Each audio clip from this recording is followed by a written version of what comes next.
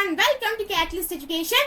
ഇന്ന് നമ്മളെ എക്സാം ആണില്ലേ, നമ്മുടെ എക്സാം ആയി, ഓണം എക്സാം ആണില്ലേ നാളെ നമുക്ക്. സോ ഇന്ന് നമ്മൾ ഓണം എക്സാമുമായി ബന്ധപ്പെട്ടിട്ട് കുറച്ച് ഇമ്പോർട്ടൻ്റ് ആയിട്ടുള്ള എസ്സേ ക്വസ്റ്റ്യൻസ് ആണ് ഡിസ്കസ് ചെയ്യാൻ വേണ്ടിയിട്ട് പോണത്. 8 മാർക്കിന്, ഇനി അതല്ലെങ്കിൽ ചിലപ്പോൾ 5 മാർക്കിനോ 8 മാർക്കിന്റെ ക്വസ്റ്റ്യൻസ് ആണ് നമ്മൾ ഇന്ന് പ്രിപ്പയർ ആയി വന്നിട്ടുള്ളത്. ഇനി അത് 5 മാർക്കിന് ചോദിച്ചാൽ നിങ്ങൾക്ക് എഴുതാൻ വേണ്ടി പറ്റുന്ന രീതിയിലുള്ള കുറച്ച് ക്വസ്റ്റ്യൻസ് ആണ്. സോ നമുക്ക് വീഡിയോയിലേക്ക് പോവാം. ഫസ്റ്റ് വൺ എന്ന് പറയുന്നത് പ്രൊഡക്ഷൻ ആൻഡ് കോസ്റ്റ് എന്ന് പറഞ്ഞ ചാപ്റ്ററിൽ നമ്മളോട് ചോദിക്കാൻ ചാൻസ് ഉള്ള ഒരു ക്വസ്റ്റ്യൻ ആണ്. അതായത് നമുക്ക് എന്ത് തരും, ഒരു കോസ്റ്റ് ഷെഡ്യൂൾ തരും. ഒരു ഫേമിന്റെ ഒരു കോസ്റ്റ് ഷെഡ്യൂൾ തന്നിട്ട് അതിൽ ഡിഫറെന്റ് കോസ്റ്റുകൾ കണ്ടുപിടിക്കാൻ നമ്മളോട് ചോദിക്കാനുള്ള ചാൻസ് ഉണ്ട്. സോ അതുപോലെ ഒരു കോസ്റ്റ് ഷെഡ്യൂൾ ആണ് നമുക്ക് ഇവിടെ തന്നിട്ടുള്ളത്. ഔട്ട്പുട്ട് നമുക്ക് തന്നിട്ടുണ്ട്, ഓരോരോ ലെവൽ ഓഫ് ഔട്ട്പുട്ടും നമുക്ക് തന്നിട്ടുണ്ട്. 0 മുതൽ 6 വരെയുള്ള ഡിഫറെന്റ് ലെവൽ ഓഫ് ഔട്ട്പുട്ട് ആണ് തന്നിട്ടുള്ളത്. അതിൽ ടോട്ടൽ കോസ്റ്റും നമുക്ക് തന്നിട്ടുണ്ട്. 0 ആകുമ്പോൾ 100 ആണ് ടോട്ടൽ കോസ്റ്റ്, 1 ആയിരിക്കുമ്പോൾ 120 ആയി, ഔട്ട്പുട്ട് 2 ആകുമ്പോൾ 140 ആണ്. അങ്ങനെ നമുക്ക് ഓരോരോ ടോട്ടൽ കോസ്റ്റും തന്നിട്ടുണ്ട്. നമ്മളോട് കണ്ടുപിടിക്കാൻ പറഞ്ഞിട്ടുള്ളത് total fixed cost, total variable cost, average variable cost, average fixed cost, average cost and marginal cost ആണ്. ആൻഡ് ഈ ഒരു ടേബിൾ കംപ്ലീറ്റ് ആക്കാൻ വേണ്ടിയിട്ടാണ് നമ്മളോട് ചോദിച്ചിട്ടുള്ളത്. അത് മാത്രമല്ല നമ്മളോട് എന്ത് പറഞ്ഞിട്ടുണ്ട്, ആവറേജ് ഫിക്സ്ഡ് കോസ്റ്റിന്റെ കർവ് വരയ്ക്കാനും അതിന്റെ ഷേപ്പ് എന്താണെന്ന് മെൻഷൻ ചെയ്യാനും നമ്മളോട് പറഞ്ഞിട്ടുണ്ട്. സോ നമുക്കറിയാം ടോട്ടൽ കോസ്റ്റ് എന്ന് പറഞ്ഞാൽ total variable cost plus total fixed cost ആണ് എന്ത് ടോട്ടൽ കോസ്റ്റ് എന്ന് പറയുന്നത് അല്ലേ. അപ്പൊ നമുക്ക് ഇനി എന്ത് കണ്ടുപിടിക്കാം, ടോട്ടൽ ഫിക്സ്ഡ് കോസ്റ്റ് കണ്ടുപിടിക്കാം. സോ ടോട്ടൽ വേരിയബിൾ കോസ്റ്റിന്റെ കേസ് നോക്കുകയാണെന്നുണ്ടെങ്കിൽ ഔട്ട്പുട്ട് 0 ആണെന്നുണ്ടെങ്കിൽ ടോട്ടൽ വേരിയബിൾ കോസ്റ്റ് എന്തായിരിക്കും, 0 ആയിരിക്കും. ഓക്കെ, ഓരോരോ ഔട്ട്പുട്ട് ഉണ്ടാവുന്നതിനനുസരിച്ചിട്ടാണ് നമുക്ക് എന്തുണ്ടാവുക, ടോട്ടൽ വേരിയബിൾ കോസ്റ്റ് ഉണ്ടാവുക. സോ ഔട്ട്പുട്ട് 0 ആണെങ്കിൽ ടോട്ടൽ വേരിയബിൾ കോസ്റ്റ് എന്തായിരിക്കും, 0 ആയിരിക്കും. സോ ഈ ടോട്ടൽ കോസ്റ്റ് 100 ഉണ്ട്, ഔട്ട്പുട്ട് 0 ആയിരിക്കുമ്പോൾ ടോട്ടൽ കോസ്റ്റ് 100 ഉണ്ട്. സോ അത് എന്ത് കോസ്റ്റ് ആയിരിക്കും, അത് ഫിക്സ്ഡ് കോസ്റ്റ് ആയിരിക്കും. ഓക്കെ, ക്ലിയർ അല്ലേ. അപ്പൊ ടോട്ടൽ ഫിക്സ്ഡ് കോസ്റ്റ് നമുക്ക് കിട്ടി 100. ഇനി ഔട്ട്പുട്ട് എത്ര തന്നെ മാറിയാലും ടോട്ടൽ ഫിക്സ്ഡ് കോസ്റ്റ് എന്തായിരിക്കും, 100 തന്നെ ആയിരിക്കും. ഓക്കെ, സോ ഔട്ട്പുട്ട് എത്രയാണെങ്കിലും ടോട്ടൽ ഫിക്സ്ഡ് കോസ്റ്റ് 100 ആയിരിക്കും. ഇനി നമുക്ക് ഈസി ആയിട്ട് എന്ത് കണ്ടുപിടിക്കാം, ടോട്ടൽ വേരിയബിൾ കോസ്റ്റ് കണ്ടുപിടിക്കാം. നമ്മുടെ കയ്യിൽ ടോട്ടൽ ഫിക്സ്ഡ് കോസ്റ്റ് ഉണ്ട്, ടോട്ടൽ കോസ്റ്റ് ഉണ്ട്. ഈ 2 കോസ്റ്റും നമ്മളെ കയ്യിലുണ്ട്. ഇനി നമുക്ക് ടോട്ടൽ വേരിയബിൾ കോസ്റ്റ് കണ്ടുപിടിക്കാം. ടോട്ടൽ വേരിയബിൾ കോസ്റ്റ് കണ്ടുപിടിക്കുക, total cost minus total fixed cost ആണ്. So 100, 120 minus 100, 20, 40, 50, 55, 70, 100. Total variable cost, അതായത് ഇതിൽ നിന്നും ഇത് മൈനസ് ചെയ്ത് കഴിഞ്ഞാൽ നമുക്ക് എന്ത് കിട്ടി, ടോട്ടൽ വേരിയബിൾ കോസ്റ്റ് കിട്ടി. ഇനി നമ്മളോട് പറഞ്ഞിട്ടുള്ളത് ആവറേജ് വേരിയബിൾ കോസ്റ്റ് കണ്ടുപിടിക്കാനാണ്. ആവറേജ് വേരിയബിൾ കോസ്റ്റ് കണ്ടുപിടിക്കാനുള്ള ഇക്വേഷൻ എന്താണ്, total variable cost divided by quantity ആണ്. സോ നമുക്ക് എന്ത് കിട്ടി കഴിഞ്ഞിട്ടുണ്ട്, ടോട്ടൽ വേരിയബിൾ കോസ്റ്റ് നമുക്ക് കിട്ടി കഴിഞ്ഞിട്ടുണ്ട്. ആൻഡ് ഓരോ ക്വാണ്ടിറ്റിയും നമുക്കറിയാം. സോ എന്ത് ചെയ്താൽ മതി, 0 ഡിവൈഡഡ് ബൈ 0, ഇവിടെ ഒന്നും ഉണ്ടാവില്ല. Then 120 divided by 1, 120, and 20 divided by 1, 20, 40 divided by 2, 20, 50 divided by 3. അങ്ങനെ ഓരോന്നും നമ്മൾ ചെയ്ത് കഴിഞ്ഞാൽ നമുക്ക് എന്ത് കിട്ടും, ആവറേജ് വേരിയബിൾ കോസ്റ്റ് കിട്ടും. ഓക്കെ, അങ്ങനെ ആവറേജ് വേരിയബിൾ കോസ്റ്റ് നമ്മൾ കണ്ടുപിടിച്ച് കഴിഞ്ഞു. ദെൻ ഇനി നമ്മളോട് പറഞ്ഞിട്ടുള്ളത് ആവറേജ് ഫിക്സ്ഡ് കോസ്റ്റ് കണ്ടുപിടിക്കാനാണ് അല്ലേ. ആവറേജ് ഫിക്സ്ഡ് കോസ്റ്റിന്റെ equation total fixed cost divided by quantity ആണ്. ടോട്ടൽ ഫിക്സ്ഡ് കോസ്റ്റ് നമുക്ക് ഇവിടെ തന്നിട്ടുണ്ട് അല്ലെ, നമ്മൾ കണ്ടുപിടിച്ചിട്ടുണ്ട്. 100 ആണ് എല്ലാ ക്വാണ്ടിറ്റി ലെവലിലും. ടോട്ടൽ ഫിക്സ്ഡ് കോസ്റ്റ് എന്ന് പറയുന്നത് എത്രയാണ്, 100 ആണ്. So 100 divided by 0, 100 divided by 1, 100 divided by 2, ഇങ്ങനെ ചെയ്ത് കഴിഞ്ഞാൽ നമുക്ക് എന്ത് കിട്ടും, ആവറേജ് ഫിക്സ്ഡ് കോസ്റ്റ് കിട്ടും. ദെൻ അത് കഴിഞ്ഞിട്ട് പിന്നെ കണ്ടുപിടിക്കേണ്ടത് ആവറേജ് കോസ്റ്റ് ആണ്. ആവറേജ് കോസ്റ്റ് കണ്ടുപിടിക്കാനുള്ള ഇക്വേഷൻ എന്താണ്, total cost divided by quantity ആണ്. അപ്പൊ ടോട്ടൽ കോസ്റ്റ് നമുക്ക് ഇവിടെ ഉണ്ട്, ഇത് ക്വാണ്ടിറ്റിയുമായി ഡിവൈഡ് ചെയ്ത് കഴിഞ്ഞാൽ എന്ത് കിട്ടും, ആവറേജ് കോസ്റ്റ് കിട്ടും. ദെൻ ലാസ്റ്റ് വൺ എന്ന് പറയുന്നത് മാർജിനൽ കോസ്റ്റ് ആണ്. മാർജിനൽ കോസ്റ്റ് കണ്ടുപിടിക്കാനുള്ള equation TCN minus TCN minus 1 ആണ്. ഫസ്റ്റ് വൺ ഒന്നും ഉണ്ടാവില്ല. സെക്കൻഡ് വൺ എന്ന് പറയുന്നത് 120 മൈനസ് 100 ആയിരിക്കും. ആൻഡ് അത് കഴിഞ്ഞ് ഔട്ട്പുട്ട് 2 ആയിരിക്കുമ്പോൾ 140 മൈനസ് 120, ഔട്ട്പുട്ട് 3 ആയിരിക്കുമ്പോൾ 150 മൈനസ് 140. അങ്ങനെ ഓരോന്നും നമ്മൾ എന്താക്കാം മൈനസ് ചെയ്ത് പോയി കഴിഞ്ഞാൽ നമുക്ക് എന്ത് കിട്ടും? മാർജിനൽ കോസ്റ്റും കിട്ടും. സോ ആ ഒരു ക്വസ്റ്റ്യൻ നമുക്ക് ഈസി ആയിട്ട് കംപ്ലീറ്റ് ചെയ്യാൻ വേണ്ടിയിട്ട് പറ്റും. ഇനി നമ്മളോട് ചോദിച്ചിട്ടുള്ളത് ആവറേജ് ഫിക്സ്ഡ് കോസ്റ്റിന്റെ കർവ് വരയ്ക്കാനാണ്. സോ നിങ്ങൾ ഈ ഒരു ഡാറ്റ വെച്ചിട്ട് വരയ്ക്കണമെങ്കിൽ അങ്ങനെ വരയ്ക്കാം, അല്ലെങ്കിൽ ആവറേജ് ഫിക്സ്ഡ് കോസ്റ്റിന്റെ കർവ് ഈ ഒരു ഷേപ്പിലായിരിക്കും ഉണ്ടാവുക. ഇതിന് നമ്മൾ റെക്ടാങ്കുലർ ഹൈപ്പർബോള എന്നാണ് പറയുന്നത്. ക്ലിയർ അല്ലേ? ഓക്കെ. സോ 8 മാർക്കിന് ചോദിക്കാൻ ചാൻസ് ഉള്ള ഒരു ക്വസ്റ്റ്യൻ ആണ്. ചിലപ്പോൾ ഈ ഒരു ടേബിൾ മാത്രമാണെന്നുണ്ടെങ്കിൽ ചിലപ്പോൾ നമ്മളോട് 5 മാർക്കിന് ആയിരിക്കും ചോദിക്കാം. ദെൻ അടുത്തതാണ് എന്ത്? പെർഫെക്റ്റ് കോമ്പറ്റീഷനെ പറ്റിയിട്ടുള്ള ഒരു ക്വസ്റ്റ്യൻ. എന്താണ് പെർഫെക്റ്റ് കോമ്പറ്റീഷൻ? അതിന്റെ ഫീച്ചേഴ്സ് ചോദിക്കും. അത് ഫീച്ചേഴ്സ് മാത്രമായിട്ട് ചോദിക്കാനുള്ള ചാൻസ് ഉണ്ട്, ചിലപ്പോൾ 4 മാർക്കിനോ 3 മാർക്കിനോ. ഇനി ഫീച്ചേഴ്സും അതുപോലെ തന്നെ പ്രോഫിറ്റ് മാക്സിമൈസേഷൻ കണ്ടീഷനും രണ്ടും കൂടി വിത്ത് ഡയഗ്രാം ചോദിക്കുകയാണെങ്കിൽ 8 മാർക്കിന് ചോദിക്കാൻ ചാൻസ് ഉള്ള ക്വസ്റ്റ്യൻ ആണ്. സോ ഫസ്റ്റ് നമ്മളോട് ചോദിച്ചിട്ടുള്ളത് എന്താണ് പെർഫെക്റ്റ് കോമ്പറ്റീഷന്റെ ഫീച്ചേഴ്സ് എന്നുള്ളതാണ്. പെർഫെക്റ്റ് കോമ്പറ്റീഷൻ എന്ന് പറഞ്ഞാൽ എന്താണ്? അതൊരു മാർക്കറ്റ് സിറ്റുവേഷൻ ആണ്. അവിടെ large number of buyers and sellers ഉണ്ടാവും. എല്ലാവരും ഒരേപോലത്തെ ഹോമോജീനിയസ് പ്രൊഡക്റ്റ് ആയിരിക്കും എന്താക്കുക വാങ്ങുകയും വിൽക്കുകയും ചെയ്യുക. ഇത്തരത്തിലുള്ള ഒരു മാർക്കറ്റ് കണ്ടീഷനെയാണ് നമ്മൾ എന്തെന്ന് പറയുന്നത്? പെർഫെക്റ്റ് കോമ്പറ്റീഷൻ എന്ന് പറയുന്നത്. ആൻഡ് അതിന്റെ ഫീച്ചേഴ്സ് എന്ന് പറയുന്നത് first one large number of buyers and sellers ആണ്.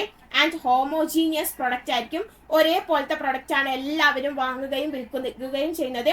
Free mobilities of factors of production ആണ്. പിന്നെ അത് മാത്രമല്ല മാർക്കറ്റ് കണ്ടീഷനെ പറ്റിയിട്ട് പെർഫെക്റ്റ് നോളജ് ഉണ്ടാവും. Freedom of entry and exit ഉണ്ട്, ആർക്ക് വേണമെങ്കിലും എൻട്രി ചെയ്യുക ആൻഡ് എക്സിറ്റ് ചെയ്ത് പോവുക. ട്രാൻസ്പോർട്ടേഷൻ കോസ്റ്റ് ഒന്നും ഉണ്ടാവില്ല, എല്ലാവരും ഒരേ പ്രൈസിലായിരിക്കും സാധനങ്ങൾ വിൽക്കുന്നത്. ആൻഡ് സെല്ലിംഗ് കോസ്റ്റും ഉണ്ടാവില്ല. ഇതാണ് അതിന്റെ എന്തെന്ന് പറയുന്നത്? ഫീച്ചേഴ്സ് എന്ന് പറയുന്നത്. ഓക്കെ. ദെൻ നമ്മളോട് ചോദിച്ചിട്ടുള്ളത് പ്രോഫിറ്റ് മാക്സിമൈസേഷൻ കണ്ടീഷൻസ് എന്തൊക്കെയാന്നുള്ളതാണ്. എപ്പോഴാണ് അത് പ്രോഫിറ്റ് മാക്സിമൈസേഷൻ ആ ഒരു പോയിന്റിൽ എത്താം? സോ ഈ ഒരു പെർഫെക്റ്റ് കോമ്പറ്റീഷൻ്റെ അണ്ടറിൽ നമ്മൾ അത് മാക്സിമം പ്രോഫിറ്റ് റീച്ച് ചെയ്യണം എന്നുണ്ടെങ്കിൽ 3 കണ്ടീഷൻസ് ആണ് സാറ്റിസ്ഫൈ ചെയ്യേണ്ടത്. ഫസ്റ്റ് വൺ എന്ന് പറയുന്നത് നമ്മുടെ മാർക്കറ്റ് പ്രൈസ് മാർജിനൽ കോസ്റ്റിന് ഈക്വൽ ആയിരിക്കണം. Then second condition marginal cost എന്ന് പറയുന്നത് നോൺ ഡിക്രീസിങ് ആയിരിക്കണം. And marginal cost curve marginal revenue കർവിനെ താഴെ നിന്ന് കട്ട് ചെയ്യണം. ആൻഡ് ഫോർത്ത് കണ്ടീഷൻ പ്രൈസ് എന്ന് പറയുന്നത് ആവറേജ് വേരിയബിൾ കോസ്റ്റിനെക്കാട്ടും കൂടുതലോ അല്ലെങ്കിൽ ഈക്വലോ ആയിരിക്കണം. ഈ 3 കണ്ടീഷൻ സാറ്റിസ്ഫൈ ആയെങ്കിൽ മാത്രമേ അത് എവിടെ റീച്ച് ചെയ്യുള്ളൂ? മാക്സിമം പ്രോഫിറ്റ് റീച്ച് ചെയ്യുള്ളൂ. സോ നമുക്ക് ഈ ഒരു ഡയഗ്രം എടുക്കാം. നമ്മുടെ ഔട്ട്പുട്ട് എന്ന് പറയുന്നത് Q0 ആയിരിക്കുന്ന സമയത്ത് നമുക്ക് നോക്കാം നമ്മുടെ മാർജിനൽ കോസ്റ്റും അതുപോലെ തന്നെ പ്രൈസും എന്താണ്? ഈക്വൽ ആണ്. ഈ ഒരു സിറ്റുവേഷനിൽ എന്താണ്? രണ്ടും ഈക്വൽ ആണ്. ഓക്കെ. അപ്പോൾ ഒന്നാമത്തെ കണ്ടീഷൻ നമ്മൾ സാറ്റിസ്ഫൈ ആയി കഴിഞ്ഞിട്ടുണ്ട്. ആൻഡ് സെക്കൻഡ് കണ്ടീഷൻ എന്ന് പറയുന്നത് മാർജിനൽ കോസ്റ്റ് നോൺ ഡിക്രീസിങ് ആയിരിക്കണം. സോ ഈ ഒരു പോയിന്റിൽ മാർജിനൽ കോസ്റ്റ് എന്ന് പറയുന്നത് നോൺ ഡിക്രീസിങ് ആണ്, വിച്ച് മീൻസ് അത് ഇൻക്രീസിങ് ആണ്. ദെൻ അത് കഴിഞ്ഞിട്ട് അടുത്തത് എന്താണ്? Marginal cost curve marginal revenue കർവിനെ താഴെ നിന്ന് കട്ട് ചെയ്യണം. ഇതെന്നാണ് നമ്മുടെ പ്രൈസിന്റെ കർവും ആവറേജ് റവന്യൂവിന്റെ കർവും ആൻഡ് മാർജിനൽ റവന്യൂവിന്റെ കർവും. സോ അത് എവിടെ നിന്നാണ് കട്ട് ചെയ്യുന്നത്? താഴേന്ന് വന്നിട്ടാണ് കട്ട് ചെയ്യുന്നത്. സോ ആ ഒരു കണ്ടീഷനും സാറ്റിസ്ഫൈ ആയിട്ടുണ്ട്. ഇതാണ് നമ്മുടെ ആവറേജ് വേരിയബിൾ കോസ്റ്റ് കർവ്. അതിനെക്കാട്ടും കൂടുതലാണ് നമ്മുടെ പ്രൈസിന്റെ കർവ് എന്ന് പറയുന്നത് അല്ലെ. സോ ആ 3 കണ്ടീഷനും സാറ്റിസ്ഫൈ ആവുന്ന രീതിയിലുള്ള ഒരു ഡയഗ്രാം ആണ് ഇത്. സോ ഈ ഡയഗ്രാം നിങ്ങൾ നന്നായിട്ട് വരച്ചു വെക്കുക. അതായത് ഇത് നമ്മൾ എന്തൊക്കെ മാർക്ക് ചെയ്യണം? നമ്മൾ average variable cost curve mark ചെയ്യുക, short run average cost curve mark ചെയ്യുക, ആൻഡ് നമ്മൾ സ്ട്രെയിറ്റ് ലൈൻ ആയിട്ട് മുകളിലേക്കായിട്ട് ഒരു എന്ത് വരയ്ക്കുക? പ്രൈസ് ലൈൻ വരയ്ക്കുക. ഇതിനെ കട്ട് ചെയ്യുന്ന രീതിയിൽ ഒരു ടിക്ക് മാർക്കിലായിരിക്കും നമ്മുടെ എന്ത് കർവ് ഉണ്ടാവുക? മാർജിനൽ കോസ്റ്റ് കർവ് ഉണ്ടാവുക. ആൻഡ് ഈ ഒരു പോയിന്റിന് താഴേക്ക് വരച്ചു കഴിഞ്ഞാൽ അതാണ് നമ്മുടെ എന്ത്? ഔട്ട്പുട്ട് ലെവൽ എന്ന് പറയുന്നത്. ക്ലിയർ അല്ലേ? സോ ഈ ഒരു ഇതില് ഈ ഒരു പോർഷൻ, അതായത് OPAQ0 എന്ന് പറയുന്ന ഈ ഒരു പോർഷൻ എന്ന് പറയുന്നത് നമ്മുടെ ടോട്ടൽ റവന്യൂ ആണ്. ആൻഡ് OEBQ0 എന്ന് പറയുന്നത് നമ്മുടെ ടോട്ടൽ കോസ്റ്റ് ആണ്. ടോട്ടൽ റവന്യൂവിൽ നിന്നും ടോട്ടൽ കോസ്റ്റ് മൈനസ് ചെയ്താൽ ഈ ഷെയ്ഡഡ് പോർഷൻ എന്ന് പറയുന്നത് നമ്മുടെ പ്രോഫിറ്റ് ആയിരിക്കും.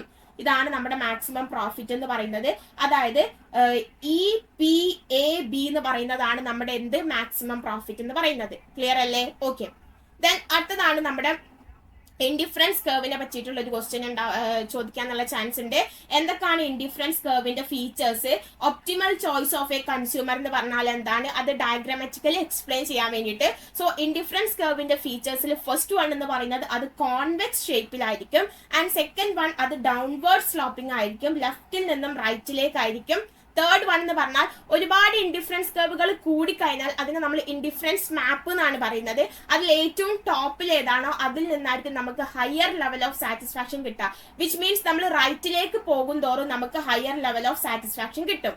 ആൻഡ് ഫോർത്ത് വൺ എന്ന് പറയുന്നത് ഒരിക്കലും രണ്ട് ഇൻഡിഫറൻസ് കർവുകൾ തമ്മിൽ എന്ത് ചെയ്യൂല, ഇന്റർസെക്ട് ചെയ്യൂല. ഇൻഡിഫറൻസ് കർവിന്റെ പ്രത്യേകത എന്താണ്, അതിന്റെ മുകളിൽ നമുക്ക് രണ്ട് ഗുഡ്സിന്റെ കോമ്പിനേഷൻ ഉണ്ടാവും, അതിൽ നിന്ന് നമുക്ക് സെയിം ലെവൽ ഓഫ് സാറ്റിസ്ഫാക്ഷൻ ആണ് കിട്ടുന്നത് അല്ലേ. ഓക്കെ, സോ അതാണ് അതിന്റെ പ്രോപ്പർട്ടീസ് എന്ന് പറയുന്നത്. ദെൻ നമ്മളോട് ചോദിച്ചിട്ടുള്ളത് എന്താണ് optimal choice of a consumer എന്നാണ്. So optimal choice of a consumer എന്ന് പറഞ്ഞു കഴിഞ്ഞാൽ എന്താണ്, അതായത് ഒരു കൺസ്യൂമറിന് അവരുടെ ഇൻകം കംപ്ലീറ്റ് യൂസ് ചെയ്തിട്ട് എൻജോയ് ചെയ്യുന്ന മാക്സിമം സാറ്റിസ്ഫാക്ഷനെയാണ് നമ്മൾ എന്തെന്ന് പറയുന്നത്, optimal choice of a consumer എന്ന് പറയുന്നത്. അല്ലെങ്കിൽ നമുക്ക് ഇങ്ങനെ പറയാം, നമ്മുടെ ബഡ്ജറ്റ് ലൈനും അതുപോലെ തന്നെ ഇൻഡിഫറൻസ് കർവും ഇന്റർസെക്ട് ചെയ്യുന്ന പോയിന്റിനെയാണ് നമ്മൾ എന്തെന്ന് പറയുന്നത്, optimal choice of a consumer എന്ന് പറയുന്നത്. സോ നമ്മൾ ഡയഗ്രാം യൂസ് ചെയ്തിട്ട് നമ്മളോട് ചോദിച്ചിട്ടുണ്ട്. സോ നമ്മൾ 3 ഇൻഡിഫറൻസ് കർവുകൾ വരച്ചു കൊടുത്ത് ആൻഡ് നമ്മുടെ എ ബി എന്ന് പറയുന്നത് നമ്മുടെ ബഡ്ജറ്റ് ലൈൻ ആണ്. ഇത് രണ്ടും ഇന്റർസെക്ട് ചെയ്യുന്ന 3 പോയിന്റുകളാണ് ഉള്ളത്. പി എന്ന് പറയുന്ന പോയിന്റ് ഉണ്ട്, ഇ എന്ന് പറയുന്ന പോയിന്റ് ഉണ്ട്, ക്യൂ എന്ന് പറയുന്ന പോയിന്റ് ഉണ്ട്. ഇതിൽ നമ്മൾ ഏതാണ് കൺസിഡർ ചെയ്യേണ്ടത്, നമുക്ക് മാക്സിമം സാറ്റിസ്ഫാക്ഷൻ കിട്ടുന്ന പോയിന്റ് ഏതാ നോക്കാം. ഒന്ന് IC1ന്റെ മുകളിലാണ്, ഒന്ന് IC2ന്റെ മുകളിലാണ് അല്ലെ. ഇ എന്ന് പറയുന്ന പോയിന്റ് IC2ന്റെ മുകളിലാണ്, പി ബി ക്യൂ എന്ന് പറയുന്ന പോയിന്റ് IC1ന്റെ മുകളിലാണ്. നമുക്ക് മാക്സിമം സാറ്റിസ്ഫാക്ഷൻ കിട്ടുക ഏതിൽ നിന്നാണ്, IC1 എന്നാണോ IC2 എന്നാണോ, IC2ൽ നിന്നായിരിക്കും അല്ലെ. IC1നെക്കാട്ടും കൂടുതൽ സാറ്റിസ്ഫാക്ഷൻ കിട്ടാൻ നമുക്ക് IC2ന്റെ മുകളിൽ നിന്നാണ്. സോ നമ്മൾ ഇ എന്ന് പറയുന്ന എന്ത് കൺസിഡർ ചെയ്യും, പോയിന്റ് കൺസിഡർ ചെയ്യും. സോ ഇ എന്ന് പറയുന്ന പോയിന്റ് ആണ് നമ്മുടെ optimal choice of a consumer അല്ലെങ്കിൽ മാക്സിമം ഇക്വിലിബ്രിയം, കൺസ്യൂമേഴ്സ് ഇക്വിലിബ്രിയം എന്ന് പറയുന്നത്. ക്ലിയർ അല്ലേ?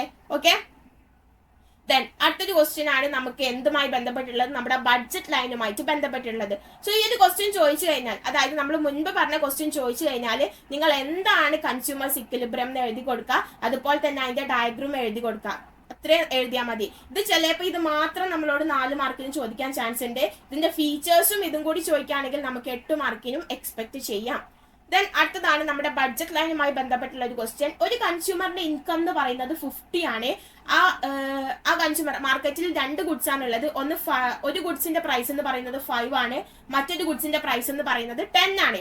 നമ്മളോട് ചോദിച്ചിട്ടുള്ളത് ആ ബഡ്ജറ്റ് ലൈനിന്റെ ഇക്വേഷൻ എഴുതാൻ വേണ്ടിയിട്ടാണ്. അതിന്റെ വെർട്ടിക്കൽ ഇന്റർസെപ്റ്റ് എത്രയായിരിക്കും, ഹൊറിസോണ്ടൽ ഇന്റർസെപ്റ്റ് എത്രയായിരിക്കും, ആ ബഡ്ജറ്റ് ലൈൻ ഡ്രോ ചെയ്യാനുമാണ് പറഞ്ഞിട്ടുള്ളത്. സോ നമുക്കറിയാം ഇൻകം എന്ന് പറയുന്നത് എത്രയാണ്, 50 ആണ്. P1 എന്ന് പറയുന്നത് 5 ആണ്, P2 എന്ന് പറയുന്നത് 10 ആണ്. ഈസി ആയിട്ട് നമുക്ക് എന്ത് ക്രിയേറ്റ് ചെയ്യാം, നമുക്ക് ബഡ്ജറ്റ് ലൈൻ ഇക്വേഷൻ ക്രിയേറ്റ് ചെയ്യാം.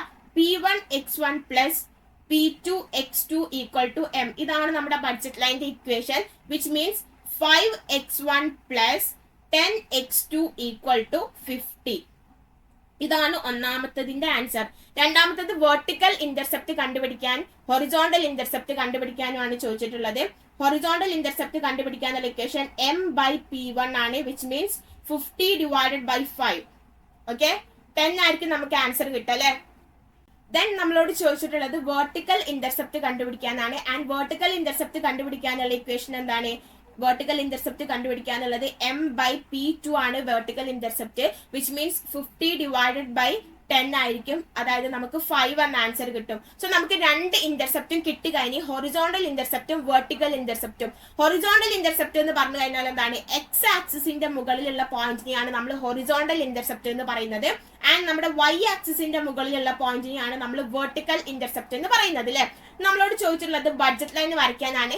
2 ആക്സിസിന്റെ മുകളിലുള്ള പോയിന്റ്സ് നമുക്ക് കിട്ടിക്കഴിഞ്ഞാൽ നമുക്ക് ഈസി ആയിട്ട് ബഡ്ജറ്റ് ലൈൻ വരയ്ക്കാൻ വേണ്ടി പറ്റും. നമ്മളൊരു എക്സ് ആക്സിസ് വരയ്ക്കുക, ദെൻ ഒരു Y ആക്സിസ് വരയ്ക്കുക. എക്സ് ആക്സിസിന്റെ മുകളിൽ 10 എന്ന് മാർക്ക് ചെയ്യുക, Y ആക്സിസിന്റെ മുകളിൽ നമ്മൾ 5 എന്ന് മാർക്ക് ചെയ്യുക. ഈ 2 പോയിന്റ് നമ്മൾ ജോയിൻ ചെയ്ത് വരച്ചു കഴിഞ്ഞാൽ നമ്മുടെ ബഡ്ജറ്റ് ലൈൻ ആയി കഴിഞ്ഞ് ആൻഡ് നമ്മൾ അതിന്റെ മുകളിൽ എന്ത് എഴുതി കൊടുക്കുക, നമ്മുടെ ഇക്വേഷനും കൂടി എഴുതി കൊടുക്കാം. ഇത് ഗുഡ് 1 ആണ്, ഇത് ഗുഡ് 2 ആണ്. ഇത്രയേ ഉള്ളൂ നമ്മുടെ എന്തെന്ന് പറയുന്നത് ബഡ്ജറ്റ് ലൈനുമായി ബന്ധപ്പെട്ടിട്ട് നമ്മളോട് ചോദിക്കാൻ ചാൻസ് ഉള്ള SE ക്വസ്റ്റ്യൻ. ഇത് നിങ്ങളോട് ഏത് രീതിയിലും ചിലപ്പോൾ ഇതിലുള്ള ഫിഗേഴ്സും കാര്യങ്ങളൊക്കെ മാറ്റിയിട്ടൊക്കെ ചോദിക്കാം. സോ നമ്മൾ ഇമ്പോർട്ടൻ്റ് ആയിട്ടുള്ള ഒരു 4 ക്വസ്റ്റ്യൻസ് നമ്മൾ ഡിസ്കസ് ചെയ്ത് കഴിഞ്ഞ് ഈ 4 ക്വസ്റ്റ്യൻസ് 8 മാർക്കിനും ചോദിക്കാനുള്ള ചാൻസ് ഉണ്ട്, അതല്ലെങ്കിൽ 4 മാർക്കിനും ചോദിക്കാനുള്ള ചാൻസ് ഉണ്ട്. ഓരോന്നും A B എന്ന് പറഞ്ഞിട്ടാണ് ചോദിക്കുന്നത് അല്ലേ. അതിൽ ചിലപ്പോൾ A ക്വസ്റ്റ്യൻ മാത്രം 4 മാർക്കിന് ചോദിക്കാം. എങ്ങനെ ചോദിച്ചു കഴിഞ്ഞാലും നിങ്ങൾക്ക് നല്ല ഈസി ആയിട്ട് തന്നെ ആൻസർ ചെയ്യാൻ വേണ്ടിയിട്ട് പറ്റട്ടെ. അപ്പം നാളത്തെ എക്സാം നല്ല അടിപൊളിയായിട്ട് തന്നെ എഴുതാം. All the best.